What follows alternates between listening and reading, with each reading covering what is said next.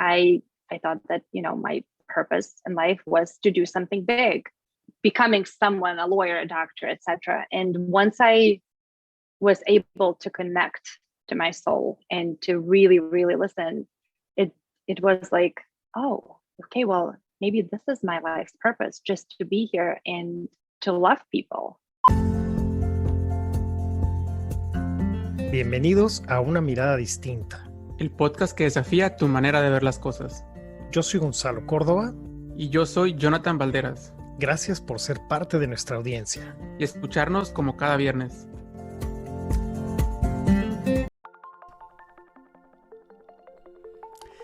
Hello everyone, it's great to be here another Friday. And for the first time, you are hearing this correctly. This episode is in English. Welcome, Jonathan. Yeah, welcome. I'm pretty excited because it's the first episode that Gonzalo said in English. So let's see how it goes. Yes, super excited. Yeah. We have our first guest, Jurgita. Welcome. Hi, Gonzalo. Hi, Jonathan. It's really good to be here. Thank you. Our first guest in English. And this is one of the dreams that we've had. When we started this journey of having a podcast, we realized the potential of having two versions. Same quality, amazing guest, wonderful conversations. And so it's finally here. And we are very proud to inaugurate this space with you. And let me introduce you briefly, and then we'll begin. The title of today's conversation is something that really resonates with me because it is directly connected to many of the things that we talk here in this podcast. So today's title is Listening to the Whispers of Your Soul. So there you have it. And Jurgita is a certified meditation, yoga, and mindfulness teacher and founder of NamasteLifeCoach.com, a platform she uses to help people connect with their inner beings through meditation and mindfulness practices. She is the co-owner of Balanced Brides and the co-host of Unbalanced Brides podcast. She has a master's in psychology from Wayne State University and her undergraduate degree from the University of Michigan. So thank you for being here, Jurgita. Welcome. Thank you for having me. It's truly an honor to be the first guest of your podcast in English. A dream come true. So let's talk about that whisper. How do we begin to unwrap this beautiful gift that you're giving us of exploring this conversation? So I think that we all have those whispers. We all hear those whispers. It's just most of us tend to ignore it. I know I ignored it for a long time, and the time came. I think as humans, we are stubborn, but also what I have learned is that our soul can be stubborn also. And so when we ignore those whispers, it tends to get louder and louder and louder until we finally hear it. People always ask, so how do you know that your soul is talking to you? And I see those soul whispers as your intuition. It shows up as the gut feeling. I'm sure we've all felt it. It can show up as signs. And I know everybody has seen, 1111 on their phones, or, any other signs that keep coming up in synchronicities, or even, I know for me, the way that those signs would show up is when I walk in nature and I do see my spirit animal, which is deer. And so every time deer shows up, I know that my soul is trying to tell me something. And so I have a question for you. Do you guys hear those whispers sometimes? The whispers of your soul? Yes, I can answer that one, and I'd love to hear also Jonathan about it. But for me, I guess it wasn't always like that. I think I've always had a predisposition to connection to and with nature. That has always been there. But I remember almost in a dismissive attitude, not answering the calls from my soul. I don't know if that makes sense. It's like, the phone is Absolutely. ringing and you're Mm-hmm. ignoring it. That's Yeah. where I was for, I think, in my, I want to say early 20s.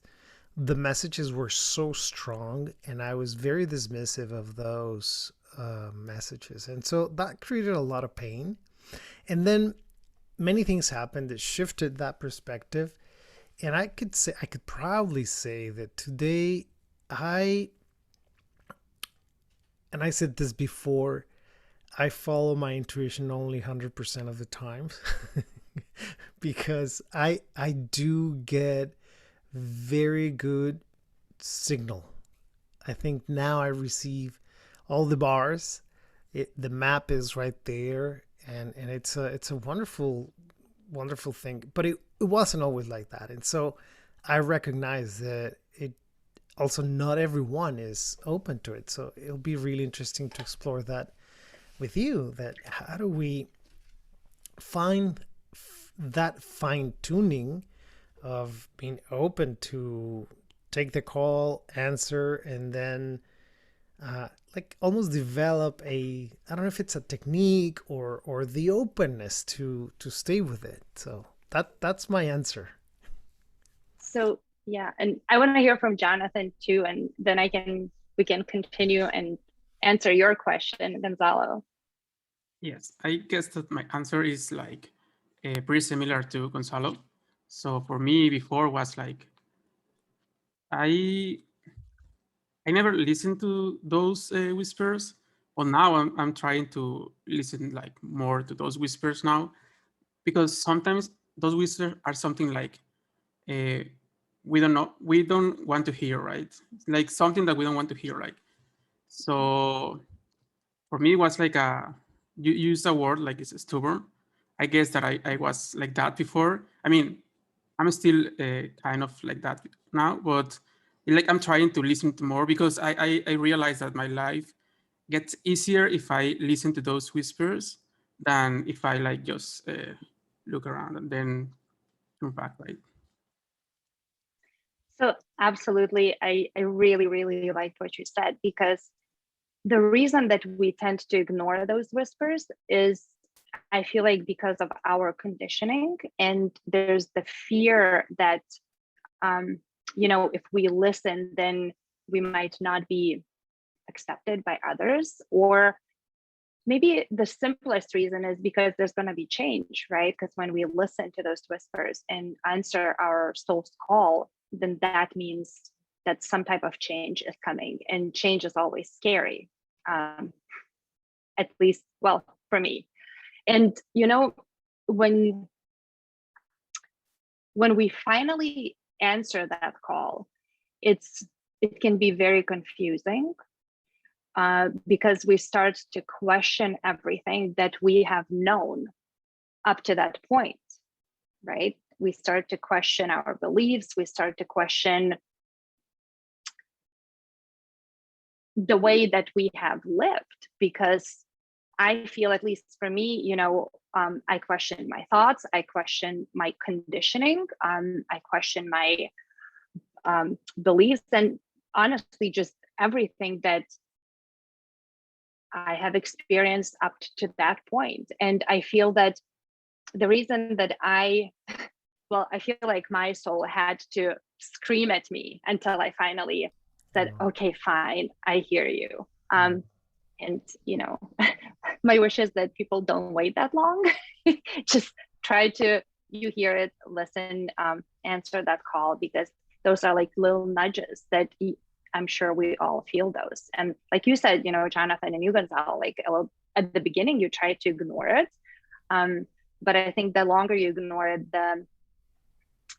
and the louder it starts speaking to you, you will find yourself in a place in life where it's not going to be a very comfortable or a happy place. And so it will force you to answer that call, if that makes sense. Yes. I relate a lot to what you're saying, and often when I think of me in the past, the dismissive experience of it, I've seen a lot of people there. I think even maybe some of my very old friends from school and university may be there already, still like immersed in that world where, well, that, what do you mean by, listening to your soul? That's way too woo woo, or that's so like mambo jambo. That is not. So what's your perspective on how do we open this conversation for people who may not be open to, or they may not have a sense of what's the benefit? I think that's a better question. So if I'm not, which I am, if I wasn't aware of the beauty of listening to my soul, what would you say is or are the benefits or the gifts or of opening my heart to listening to my soul? So I feel that some people will never be able, unfortunately, to connect to that. And that's okay. I think we had this conversation very recently. There will be, when change comes, that means that people in your life are also changing. And whether we outgrow them, whether our energies are not in alignment anymore. And that simply means, well, I can only speak for myself. So when I answered my soul's call, I lost a lot of people. And yes, the fear of, when you start talking, and I actually have it written down in one of the chapters in the book where, I was asked a question and I answered, and that answer was from my soul and from my heart, and people could not accept it. They simply could not accept it. And, these were people that I have known for 15 years, but they were simply not able to accept it. And that's okay, because at that point, I was able to accept that it's okay, that I am on my own journey, and it's okay. It's okay to be different. It's okay to not fit in. And, I am very lucky to have my immediate family. So my mom, my sister, my daughters, who don't think that's woo-woo. They might think that's woo-woo, but they accept me for who I am. And, they're very supportive. And I feel that people who are meant to connect to us, and people who are meant to hear those messages, they will be willing to listen, and they will hear when we talk about the beauty of that soul's call, right? Because that's simply our soul just speaking to us. It's guiding us. And I feel like it's a wake-up call in a way. It's showing our life's purpose. And for me, that purpose is to just spread love in my own unique way to everyone that I meet.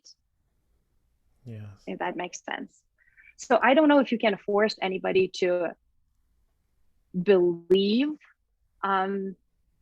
because I don't believe in forcing. I feel that if you're ready to hear the message, you will hear, and you will connect to that. Absolutely. I'm with you. I think also different people have different paces or different rhythms, and trying to wake up someone that is comfortable sometimes is not even good for us, right? And absolutely, as you were speaking, something in me happened about when we are awake, or when we are awaking, when we have our eyes wide open to this conversation. I don't know about you, but what happens to me is that I start seeing more people awake, and I start attracting or finding soul mates, other people that we can have those conversations more and more often.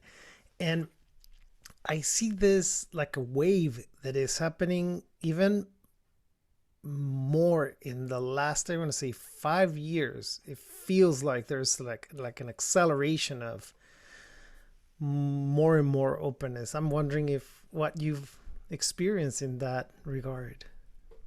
Absolutely. I agree 100% with what you just shared, because in my own experience, as painful as it was to lose the or not to lose, but to say goodbye to those relationships that, were no longer serving me, and probably I was no longer serving them.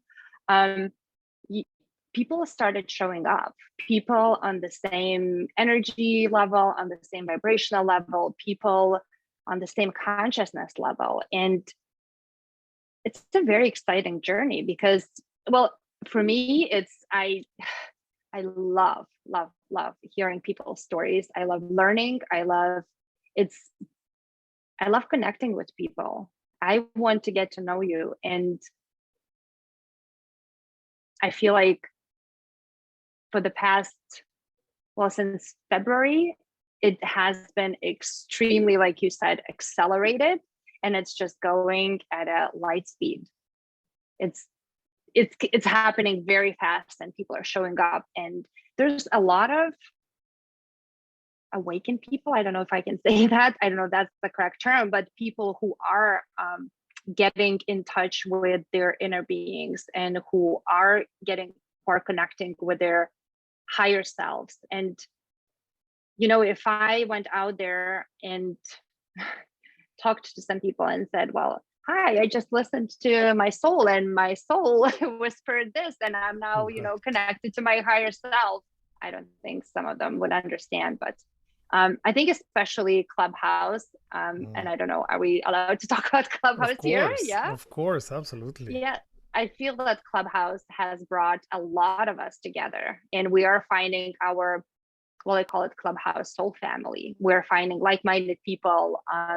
We're connecting. And for me, what's the most important thing is that we are learning from one another. And that's the excitement for me, because I get to see different perspectives. I get to see different experiences. I get to hear different stories, different shares. And that allows me to grow. It allows for my soul to grow.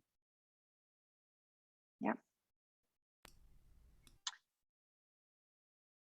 I don't know, Jonathan, what do you think about what we just shared? I was looking for the unmute button. Yeah, but I really like what you said before about like what happened when we change. Like maybe our the people that surround us, maybe they don't like that, because it's like, oh, what is the old Jurgita, right? What is it? I want that Jurgita, right? Again, because somehow, like maybe consciously or unconsciously, I guess that they were like taking some benefit from the old Jurgita, right?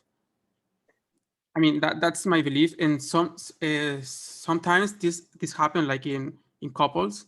Maybe one of them, they want to go to therapy or start like a journey or whatever, and the other one doesn't want to, like, no, why do you want to go to therapy, right? Because this way I can control you, right? Because you are not awake and you are not aware about many things, right? So why do you want to go to therapy? Why do you want to change, right? This way I can control you, and this way I can like get all the benefit that I want, right? And then I guess that there are some relationships in our life that we have to just let them go, and that's it. Like, because then we cannot grow, right? What do you think about it? I absolutely love that you brought this up, and talking about relationships. So I think we have a very boxed in view of marriage. And I heard it on the podcast, on Oprah podcast. I forgot the lady that was sharing that, but when she spoke, I was like, okay, she's truly saying my words. And what she said is that we look at the marriage, at the success of marriage, in terms of how long people have been married, right? So if you have been married for 20 years, we salute you, we applaud you. Oh my gosh, congratulations. But those 20 years, were they, and I don't want to use the word happy, but were those years good for your soul? Were those years good for your higher self, for your inner being?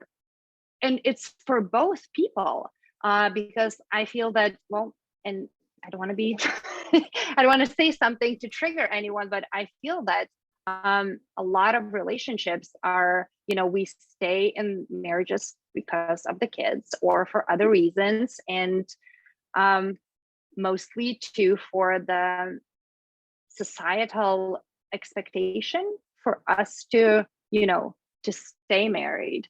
I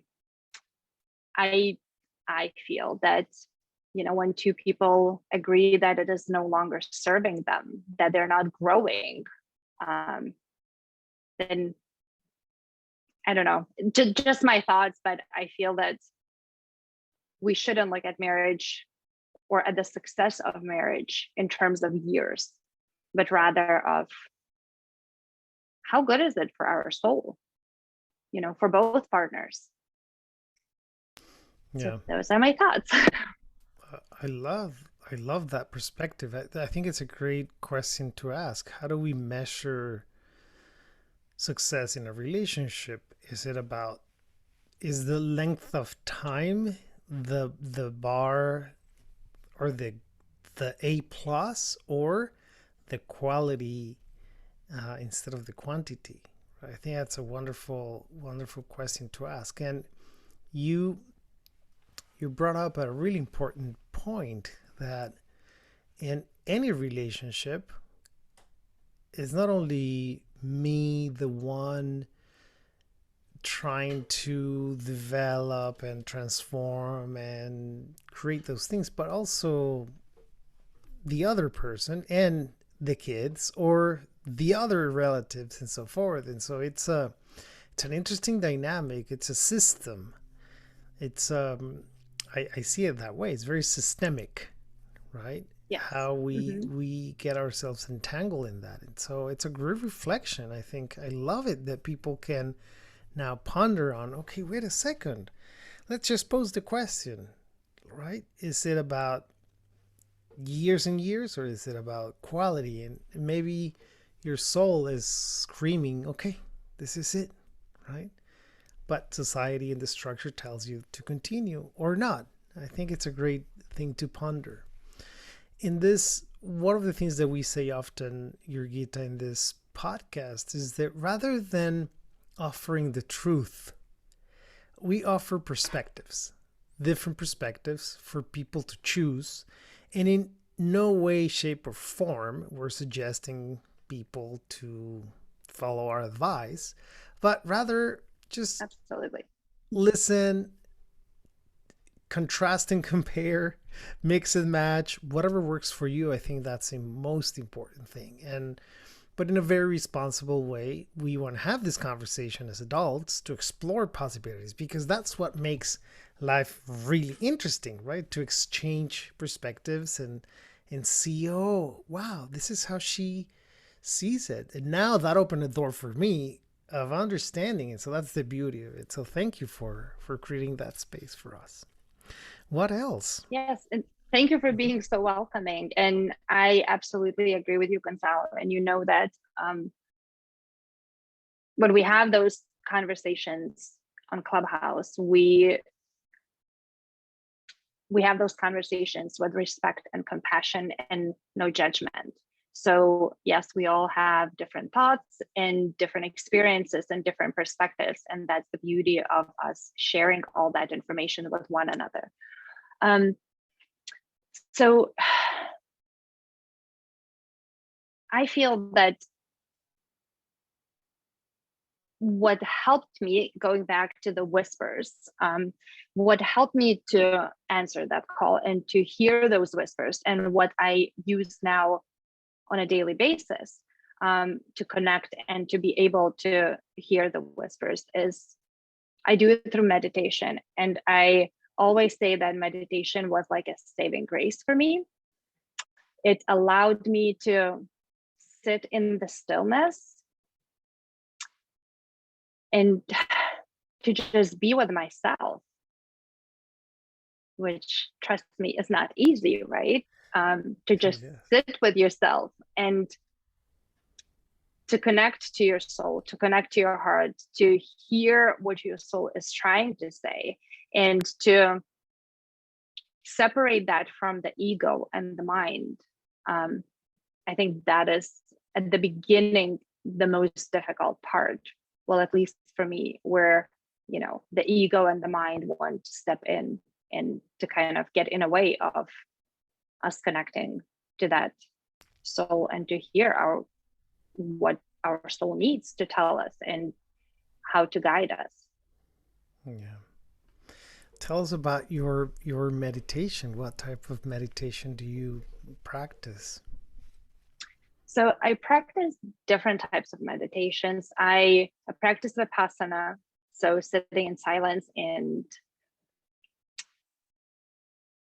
it's one of the most beneficial practices for me, yet one of the hardest. It is. Yes. I also do a lot of guided meditations by Joe Dispenza.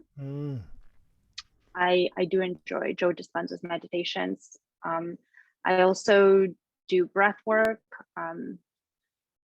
and through breath work and through meditation, it allows me to also not to only be still and in the moment and to quiet my mind, but to also be present, right? So be mindful. And through that mindfulness, we can also connect through that voice, and through that, and to that voice and to that guidance. Another way to connect, I feel like, is through opening our hearts, right? Yeah. When we open our heart, I feel like we open the doorway to meet our soul. And it goes back to the life's purpose for me, to just be open and to share that unconditional love and leave people better than when I met them. Yes. Yeah. Go ahead. I have a question, Jurgita. How can we start to first? Like, I have like two questions. Like, how can we start meditate? And the second question, you mentioned something about open the door to our soul. So how can we know if we already opened that door, or like if we need something more, or like how can we realize that we already opened that door? I don't know if I'm making sense. You are making sense. So to answer your first question, how can you start to meditate? Yes. Okay. I think people have people feel that, I'm sorry, this is my dog wanting attention. You're making the podcast. People think that they have to go, that there's a right way to meditate, and there is no right way to meditate. Any way you do it is the right way. When you take out the judgment, when you allow yourself to just be in that moment and just sit in meditation and It's fine. Your thoughts come, notice them, acknowledge them, and let them go. Another thought will come, and that's okay. And with time, you will notice that the thoughts are coming less and less and less often. And that's all about practice. It is a practice. I would suggest starting maybe with just like 5 minutes silent meditation. I really liked Abraham Hicks. I don't know how familiar you guys are, but Yeah. When they talk about meditation, they use the air conditioner sound. And it's just something just to listen to that sound. So it doesn't have to be the air conditioner Like sound. It white can be noise. some type of noise, or even, if you're in the nature and you just sit down and close your eyes and you hear the birds, just listen to that sound. That's it. And no judgment. Just be kind to yourself. Mm-hmm. Yeah. And the second question, how do you know that you have opened the door to connect with your soul? I feel that you will know. For me, how I knew, and it was an overwhelming feeling of gratitude. I don't know how to explain it. I felt it in my body. It was truly an overwhelming feeling of gratitude. And that's how I knew. I almost flashed my mic, by the way. I'm so used to it. I believe that. The clubhouse clap. Sorry to interrupt, but I was like, wait a second. No, I can't hear. You actually have to say it here. Yes. I love that. Please continue, please. I'm trying to think what else helps me, to hear the soul. And I feel that journaling and putting not only my thoughts down, but asking the question and then staying in silence and listening to the answer. And so listening to that answer is a good way to also, to connect to your intuition, right? So if you start to question yourself, then it's your mind and it's your ego showing up. But if you just go with the first answer that you hear, then that is your soul speaking to you. And just trusting that guidance and trusting that answer. So journaling, meditation, breath work, staying in present, so being mindful, and through gratitude. How about just waking up in the morning and just simple practice of gratitude? It could be just 1 minute, just waking up and just saying thank you. Thank you for being able to say thank you. Thank you for opening my eyes. Thank you for this day. Thank you for this place. Thank you for the people around me. And it's very, very simple. But I feel that the more we connect, the more we connect and we communicate through gratitude, through kindness, through compassion, and through that unconditional love, I feel the more, this is the way that we can more open up our hearts. We can connect to our soul, and we can open the door to that oneness that we might have forgotten about, and start to connect with each other. I think that's why we're here. That's why we're here, to spread that love, to shine our lights, to light up the world, to impact people, to let people know that they matter, to let people know that we see them, to let people know that they are loved. Yeah. It's very important to me. Just to let people know that they're seen, that they matter. Mm-hmm. It's beautiful that you do that, and that you have that commitment It comes across. I really admire, and it is very inspiring too to see that in you. And you know how ironic it is that we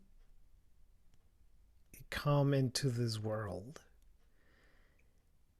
and we need to discover ourselves, even though we are already who we came to be. Yeah, that's the typical philosophical reflection, right? Mhm. It's a paradox and it's an irony, and it's also very absurd that the person that is going to do the work, it's the same person that is needs to learn about him or herself. So it's a really interesting thing that someone like you can help us discover our inner being, our inner self, and that when we find someone like you that is willing to shine a light, or at least acknowledge, hey, it could be this way, it's such a phenomenal way. And I think a lot of people may be wondering, I don't want to do this by myself. But I think the work at the end is us, of course, but having someone that gives us hints, at least for me, has been a huge help. Having that support, that I know that at the end I'm the one that needs to do the homework, that I have to put the effort in from a loving place, like you said, from compassion, like you mentioned. And having someone that has our back is such a wonderful thing. When we don't have that, it's okay. Sometimes we have to do it that way. But having someone like that, it's a different type of journey. Um, yeah, I remember experiencing both, just doing the work and supporting myself, which is great.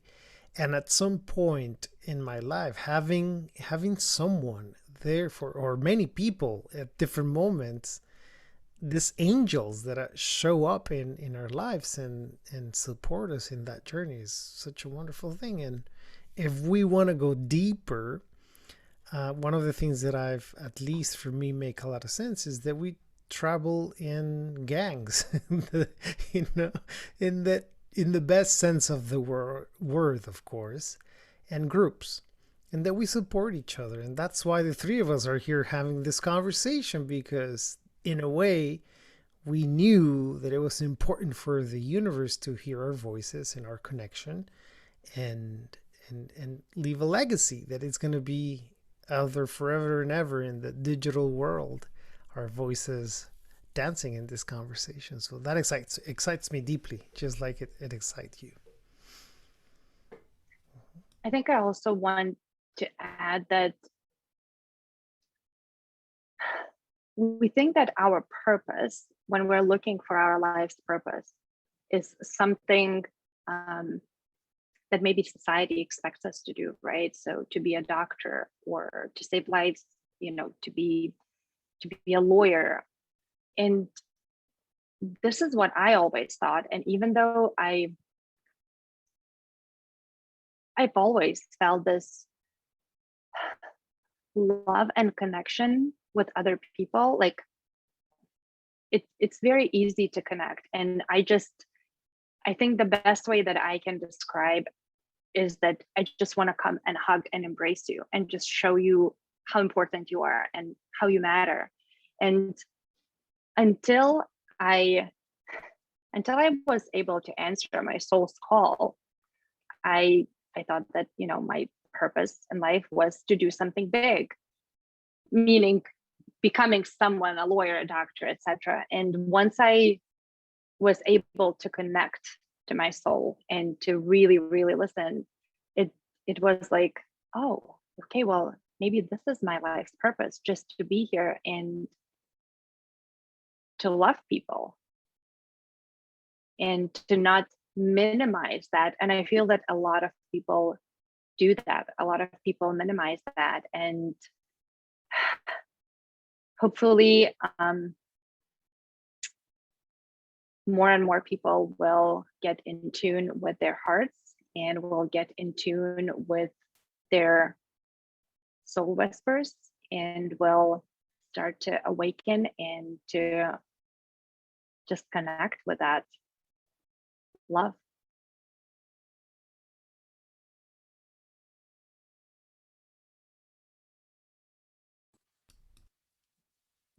So, some reflection or some thought that came to my mind was why do we do things, right?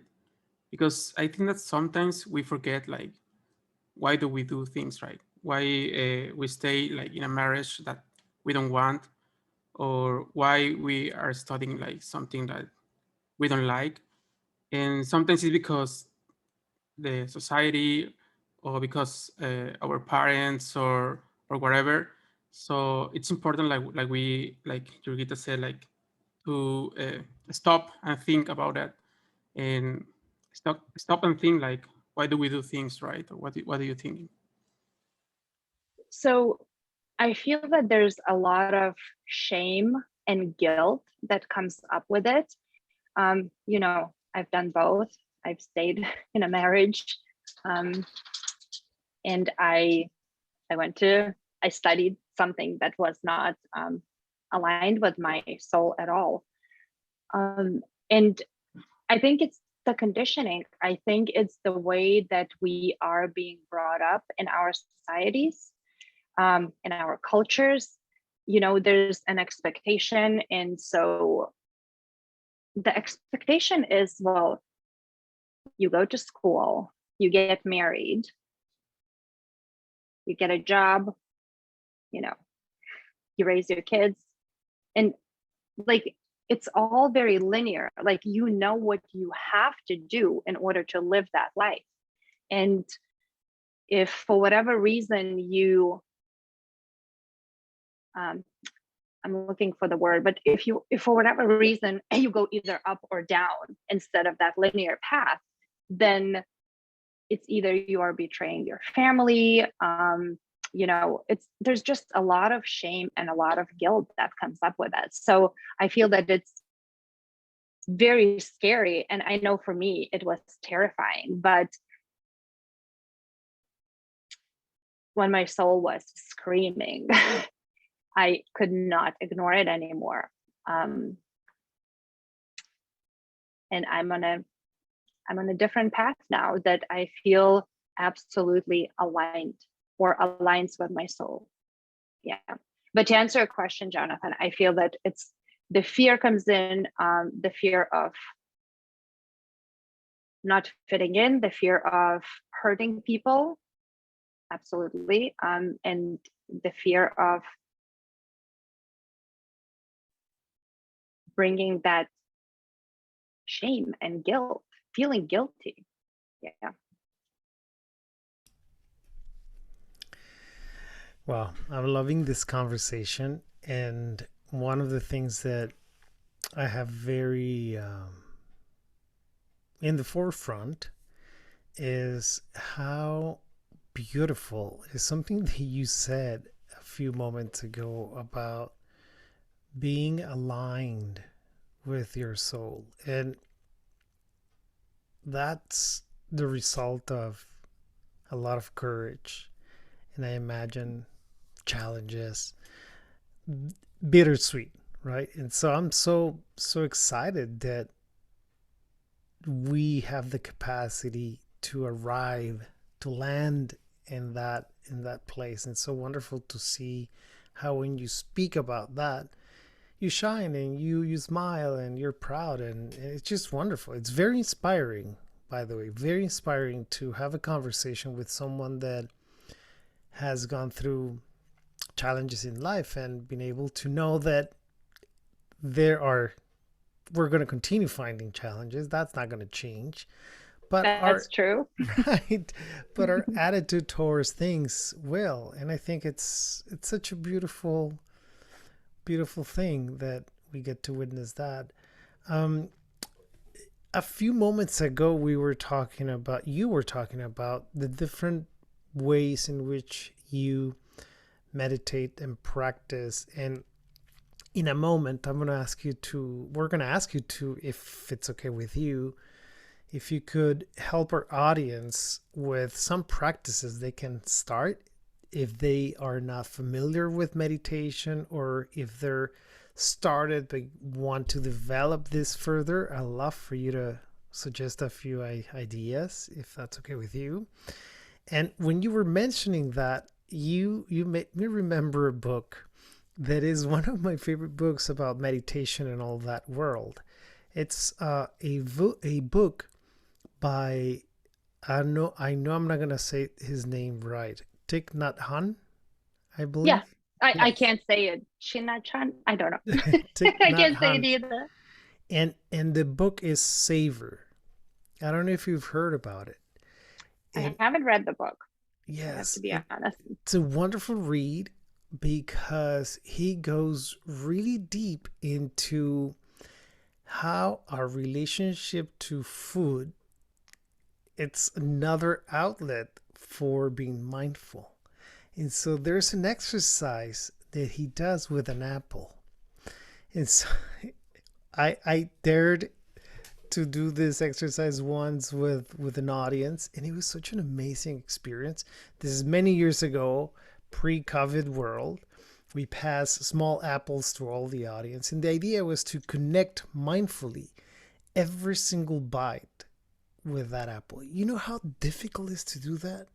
You just want to swallow it because it's delicious, because it's so sugary. You just want to get over with it. You want to see the end of it. And so it was a wonderful reminder of how, when we relate to the world at a different pace, when we take our time, when we develop presence, when we are aware, when we are compassionate, when we give our energy, things taste in a very different way. And so you reminded me of that. So if you get a chance, find it. It's a beautiful read. His books are really simple and beautiful. That's why I love them. Yeah. Yes, I agree. And it's all about being able to be in that moment, right? And to be so present that, like you said, not to be in the future where you, like you said, you want to just bite the apple and swallow it, right? And not to go into the past and think, oh, okay, how did I get that apple? But to just be in that moment, even in that biting, as you bite it, in that process, and just experience that. Yes. Yep. Yes. Wonderful. I feel that, meditation can be sort of a gateway to mindfulness, to the self-awareness, right? Yes. So you asked me a couple minutes ago, how would I help people, or what tips I could give. It's very, very simple. Find a quiet space. I would do it at the same time, so it becomes a habit. I do it in the morning. I meditate in the mornings. It's the best time for me, but it doesn't really matter. You can meditate anytime. So if you find the time that works for you and keep it consistent, and start with 5 minutes, very simple, 5 minutes, and just, again, be mindful. Maybe be the observer, right? Just observe what is happening, observe your breath, observe what feelings come up, observe physical sensations in your body. Just, it is important to not judge. I can't stress that enough.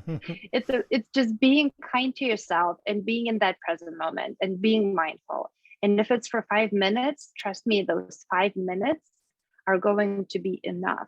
And then when you feel like you are ready to increase to 10 minutes, 15 minutes, it will come naturally, because I don't want to say your soul, but your soul will want. I started with 5 minutes, and now I truly look forward to my mornings, and my meditations are between 45 minutes and 60 minutes. And when I tell that to people, they're like, what do you mean? You sit there for an hour? I do. And I never feel that it is an hour. It goes by so fast, right? It is fantastic. Once you are in the recurrence of the practice, you're like, what? It's gone. It's wonderful. Yes. Yep. It's also the way to connect, to your guides. And a lot of beautiful things can happen when you are in meditation. There's so many benefits. And I'm so glad that so many people are joining in and starting to meditate. Yes, that's a breakthrough also for us as species, when we unite to do those things instead of whatever else. I think it's beautiful to witness too. Well, this has been a wonderful conversation. I don't want to end this without recognizing that you are opening the gates, the door, to hopefully many other guests who are willing to share from their heart in English, which is fantastic. And I thank you. I'm so excited that you agreed to this conversation. And before we wrap up, I would love for you to share your social media handles so people can reach out if they want to work with you, if they want to invite you, if they want to find you on Clubhouse and meditate. Where can they find you, Jurgita? So first of all, thank you, Gonzalo, and thank you, Jonathan. It truly is an honor to be, and this is my first podcast that I am being as a guest. I'm usually on the other side of the microphone. So this has been a very unique experience for me and a very enjoyable experience. The way that people can find me, they can just go to my website at namaste.lifecoach.com and they can reach out to me that way. I also am on Instagram and I'm trying to think now, I think it's namaste_Jurgita. So Jurgita. And I'm also on Clubhouse. My first name, Jurgita, Jurgita, and Namaste. The best way to connect with me would probably be either via Instagram or the website. And yes, if anyone has any questions or simply wants to just message me and say hello, I am more than happy to connect and to answer any questions and to just connect. That's beautiful. I really encourage people to follow you on Instagram and Clubhouse. You're gonna love the spaces in the rooms that Jurgita opens. It's always wonderful reflections, wonderful dynamics, and the energy is perfect. So you're not gonna regret it. Please reach out. And I don't do it alone. I want to make sure that I don't do it alone. I have people, and I have, when we talked about the soul family, one of the soul family members is Gonzalo on Clubhouse, and Jonathan, welcome to the soul family. We've connected now, and it's always co-creation. It's never done alone. It's always a co-creation. Well, excellent. I'm so excited. I can't wait to continue this journey and continue connecting with you and all our audience. This has been a wonderful conversation. How do we say goodbye, Jonathan? What do you think? Yeah, so I just want to thank again Jurgita for opening the gates to the English community. So thank you so much, Jurgita. Thank you both for having me. An honor and a pleasure. Yes. Take care. Thank you. Escúchanos en Spotify, Anchor, Google Podcast y Apple Podcast como Una Mirada Distinta. Recuerda que también puedes vernos en nuestro canal de YouTube. Suscríbete, deja tus comentarios y tus sugerencias acerca de los temas que te gustaría que hablemos. Encuéntranos en redes sociales como Una Mirada Distinta Podcast en Instagram, Facebook y Twitter. Envíanos tus sugerencias, comentarios y mensajes de voz por Instagram para incluirte en nuestros episodios. Espera un episodio nuevo los viernes. Te invitamos a ser parte de nuestro grupo privado de Facebook, Una Mirada Distinta Podcast, en donde podrás interactuar directamente con nosotros. Sugerir nuevos temas o simplemente debatir tus puntos de vista acerca de los temas que hemos hablado. Tu participación es muy importante para nosotros. No olvides suscribirte y escuchar nuestros episodios anteriores. sé parte de nuestro proyecto. Recomiéndanos con tus familiares y amigos. Gracias.